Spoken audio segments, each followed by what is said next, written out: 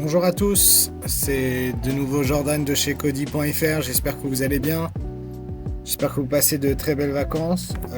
Comme vous le savez, on a décidé de vous offrir ces tutos pour que vous puissiez vous entraîner pendant cet été. Donc là on est au tuto numéro 4. Comme vous voyez, le jeu a une autre apparence maintenant.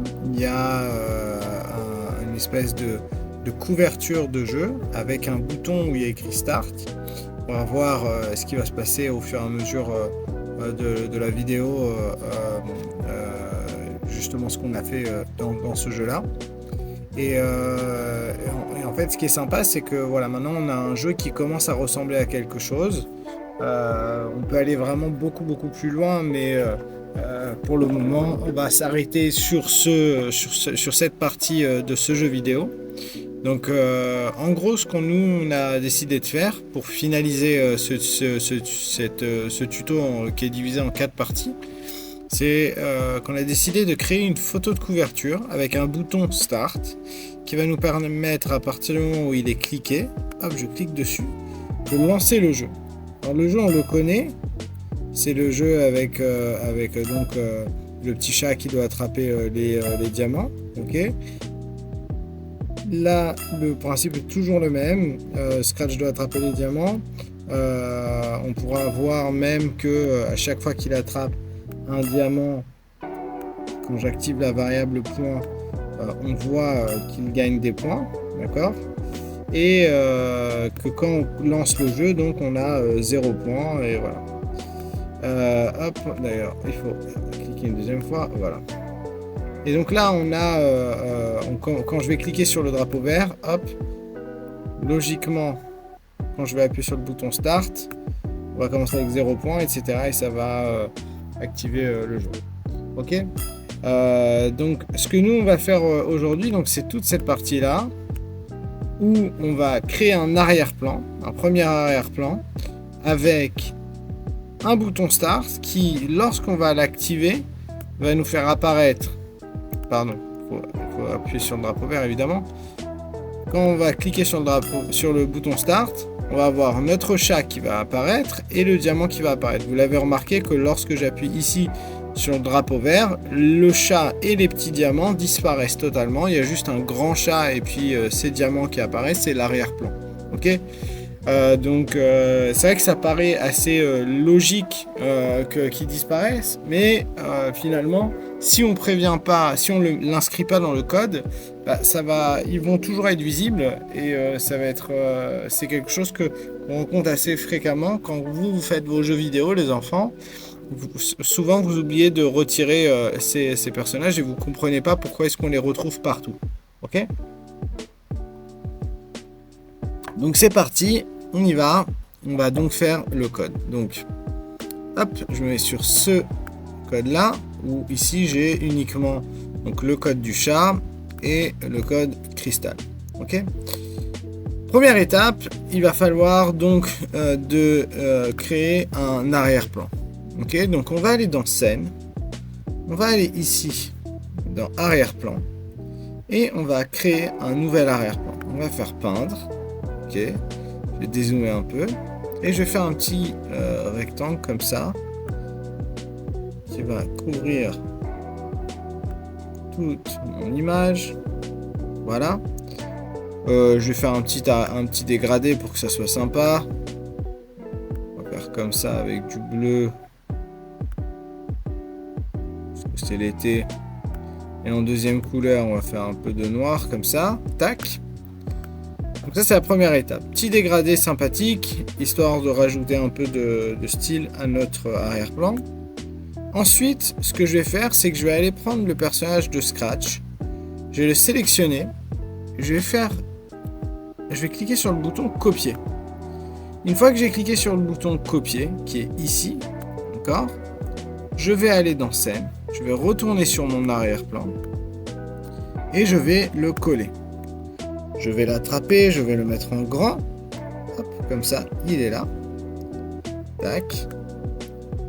Et on va faire la même chose avec les diamants. Donc je vais le sélectionner, copier, Alors pour ceux qui connaissent un peu sur votre clavier, vous pouvez faire CTRL-C plus CTRL-V quand vous arrivez ici. Donc CTRL-C, CTRL-V. Et là, vous avez votre diamant qui apparaît ici. Donc, moi, je vais le poser là. Je vais en faire un deuxième un peu plus petit. Hop. Tac. Un autre ici, comme ça, un peu plus grand. Hop, voilà. On va pouvoir prendre même celui-ci. On va le mettre un peu plus dans notre jeu, comme ça. Celui-ci, bon, ça va aller, c'est cool. Voilà. Donc à partir du moment où j'ai fait ça, voilà, j'ai mon arrière-plan. Je vais rajouter un petit titre à mon jeu. Je peux changer la police de caractère. Je vais mettre en blanc. Hop. Je vais rajouter un titre. Je vais lui mettre Cody. Comment est-ce que je l'avais nommé le jeu? On va aller voir. Hop.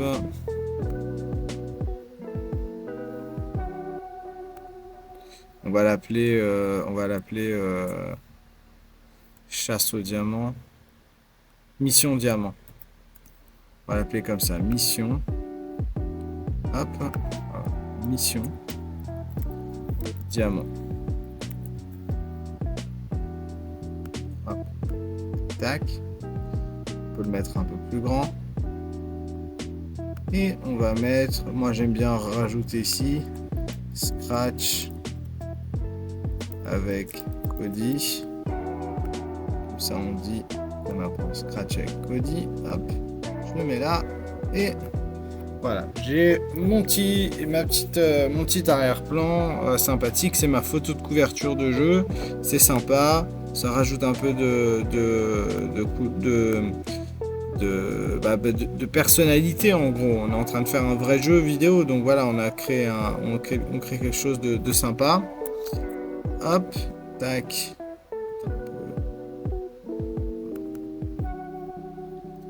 Hop. Voilà. Donc là, on a notre jeu. Maintenant, qu'est-ce qu'on va faire? On va créer un bouton qui va nous permettre de commencer le jeu. Alors, assez simplement, maintenant, jusqu'à présent, on était ici, là, dans scène, mais le bouton ne fera pas partie d'un arrière-plan. Ça sera un élément à part entière. Ce sera un split, ok?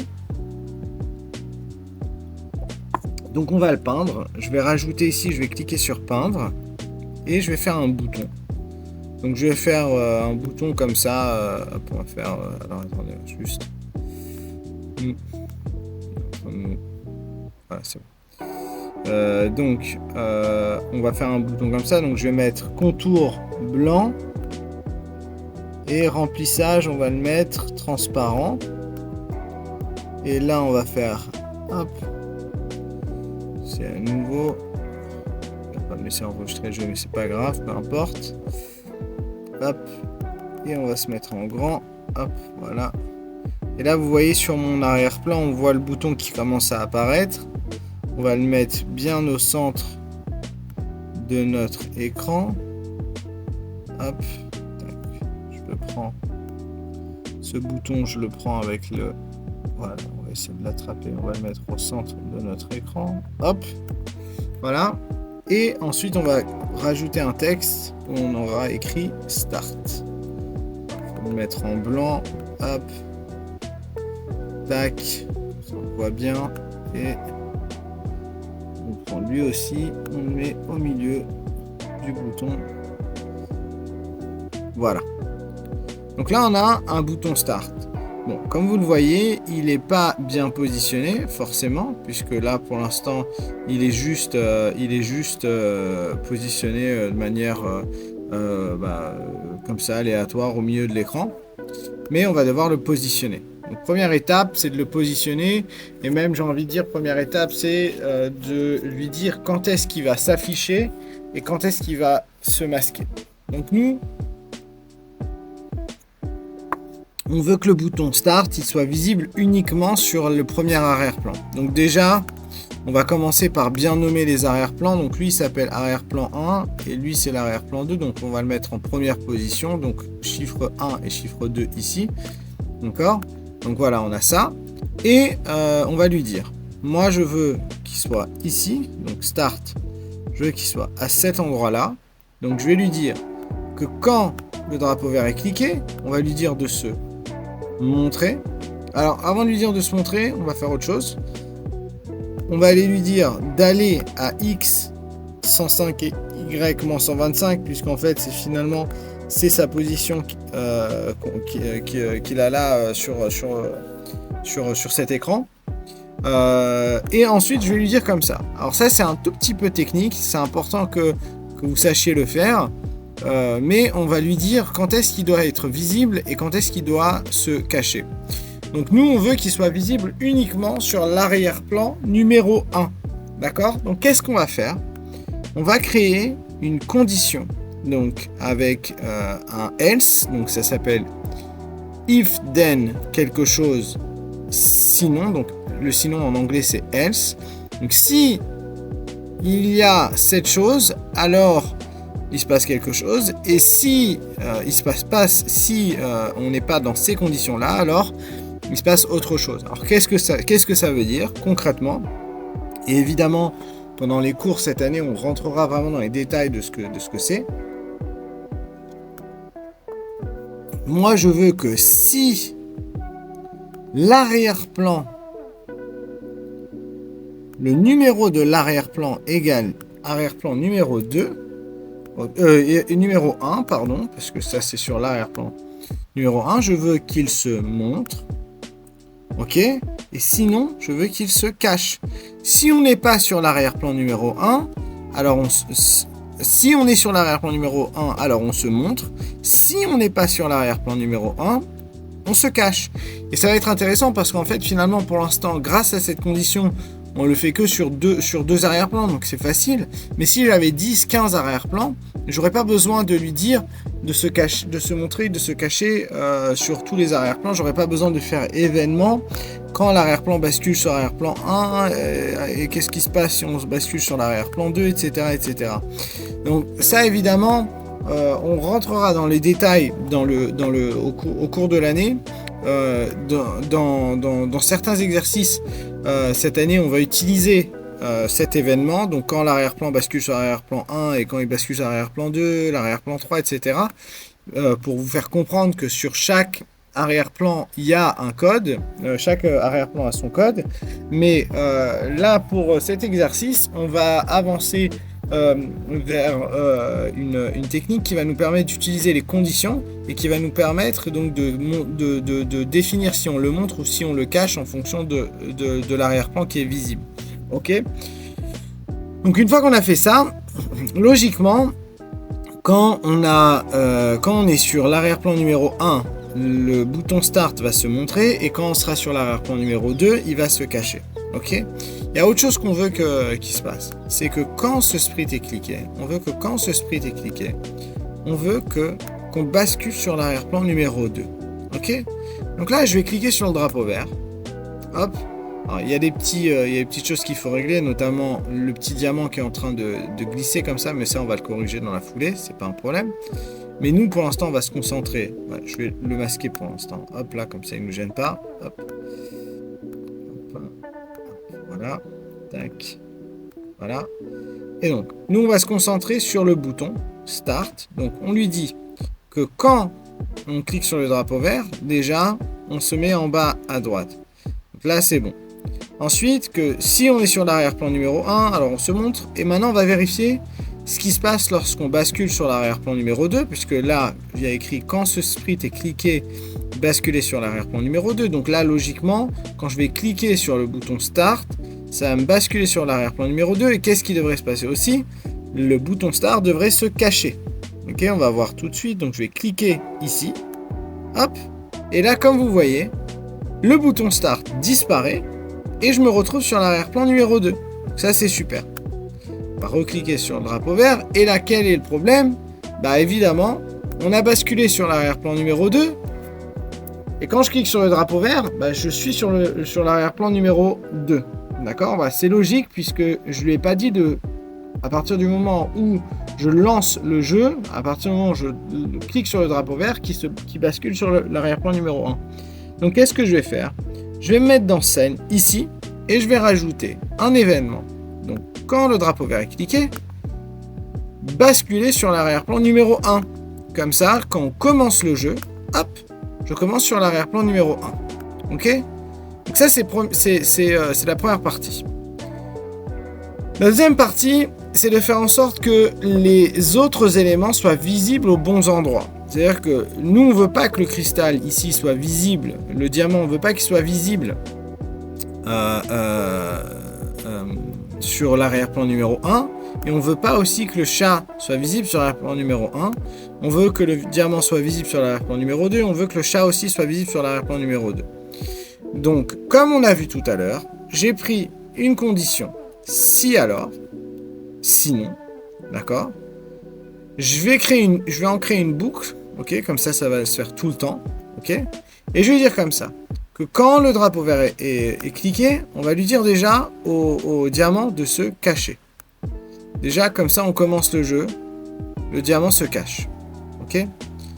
Ensuite, on va lui dire de répéter indéfiniment, que si, et ça évidemment, c'est pas la seule technique, mais juste c'est pour vous faire comprendre la logique, si l'arrière-plan, le numéro de l'arrière-plan est égal à arrière-plan numéro 2, puisque là, en fait, finalement, on est en train de faire en sorte de travailler cet arrière-plan, ok. Donc si on est sur l'arrière-plan, je me remets sur le code du chat, sur le code du diamant, pardon, hop, si on est sur l'arrière-plan numéro 2, donc on veut qu'il fasse toutes ces choses-là, que on se montre, qu'il aille à cet endroit, etc., etc. Ok.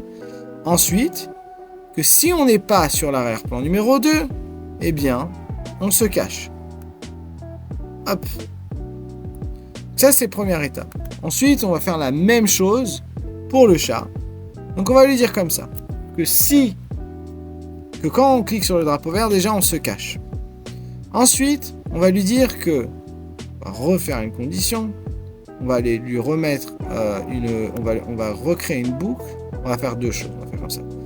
Si, hop, déjà on commence ça, si opérateur, hop, tac, apparence, numéro de l'arrière-plan, arrière-plan numéro 2, si on est sur l'arrière-plan numéro 2, alors on fait toutes ces choses-là, et d'ailleurs on va lui dire déjà de se montrer, okay, si on est sur l'arrière-plan numéro 2, sinon on se cache. Et on va le mettre dans une boucle, comme ça on est sûr et certain de que ça fonctionne constamment. Hop, tac, c'est parti, on y va. Je vais cliquer sur le drapeau vert, tac, et là voilà, on voit que on a notre arrière-plan. Quand on clique sur le drapeau vert, on arrive bien sur cet arrière-plan là. On va cliquer sur Start, et là c'est parti.